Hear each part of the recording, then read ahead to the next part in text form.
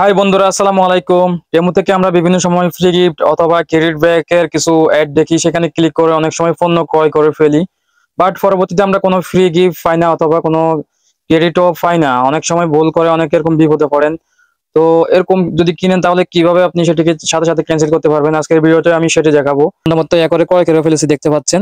ক্রয় করার পর এখানে দেখতে পাচ্ছি আমাকে আবার পণ্য ক্রয় করার জন্য বলতেছে। আমি 50-52 রিয়ালের ক্রয় করার পর আবার একই সিস্টেম এখানে চালু হয়ে গেছে। আমি আর পণ্য ক্রয় না করে এটাকে ক্যান্সেল করে দেবো। সেজন্য আমি হোম বাটনে চলে আসছি। ইউর অর্ডারে প্রেস করতে হবে। আসার পর তারপর এখানে যে আইটেমগুলো রয়েছে ওই আইটেমের উপর প্রেস করতে হবে। তারপর এখানে ক্যান্সেল যে অপশনটি রয়েছে সেখানে প্রেস করতে হবে। সবগুলা প্রোডাক্ট মার্ক করতে হবে। মার্ক করার পর আমি এটাকে ক্যান্সেল করব। Cancel item. তো ক্যান্সেল দ্য আইটেম, আবার এটা করব। তারপর এখান থেকে কি জন্য ক্যান্সেল করতে চাচ্ছি সেটা দেবো। আমি দিচ্ছি হাই প্রাইস, মানে অনেক দাম বেশি। তারপর সাবমিট করে এটাকে জমা দিতে হবে।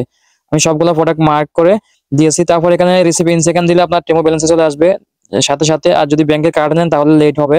এখানে দিতে হবে ইয়েস ক্যান্সেল, আমি ক্যান্সেল করতে রাজি। এখানে যদি নো দেন তাহলে কিন্তু আপনার ক্যান্সেলটা সম্পন্ন হবে না। দেখতে রিয়াল ছিল 50 রিয়ালের মতো, এখন পুরো 110 রিয়াল চলে আসছে।